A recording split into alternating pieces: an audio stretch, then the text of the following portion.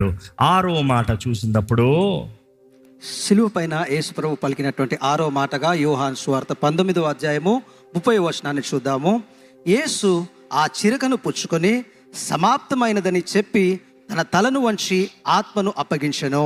మనం చూస్తున్నామండి, యేసు ప్రభు ఆరో మాట ఇంకెప్పుడైతే చిలకరింపు పట్టుకున్న తర్వాత ఏమంటున్నాడు ఆయన? It is finished. ఈ మాట చూసినప్పుడు టెటెల్స్టైన్ అంటారు ఆ మాట గ్రీక్లో. ఆ మాట టెటెల్స్టైన్ అన్నదప్పుడు ఆ మాటకు అర్థం ఏంటంటే it is completed, it is finished, it is done. So ఈ మాటకు అర్థం ఏంటి? యేసుప్రభు ఆ మాట చెప్తానికి ఏంటి? ఊపిరంతా తీసి ఇట్ ఈస్ డన్ అని చెప్పవలసిన అవసరం ఏంటి?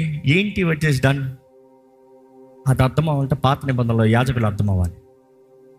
ప్రధాన యాజకుడు బలి చెల్లించినప్పుడు, బలి అర్పణ అయిన తర్వాత, ద డే ఆఫ్ అటోన్మెంట్, బలంతా అయిన తర్వాత చివరిగా చెప్పే మాట ఏం తెలుసా?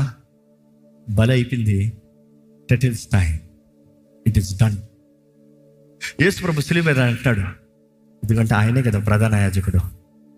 ఆయన అంటున్నాడు, ఇదిగో బలి అర్పణ, బలి యాగము, త్యాగము, ఇట్ ఈస్ డన్. మనుషులు చూస్తున్నారు, చేత కావట్లేదు, ఓడిపోతున్నాడు. తేరి చూస్తున్నారంట, బైబిల్ చదివాం. ఆయన వైపు ఎంతో జన సమూహం ఊరు బయట అవమానపరుస్తున్నారు, హేళనపరుస్తున్నారు. వారేమో వారు లోకంలో రే చేతకానోడ్రా, రే ఫెయిల్ రా, రే వేస్ట్ రా. ఆయన ఏం పట్టించుకుంటా, చేయదలుచుకున్నాడు, పట్టు చేసుకుంటా ఇట్ ఈస్ డన్. కానీ ఆ గడిని చూసేటప్పటికి ఇట్ ఈస్ ఆల్రెడీ డార్క్.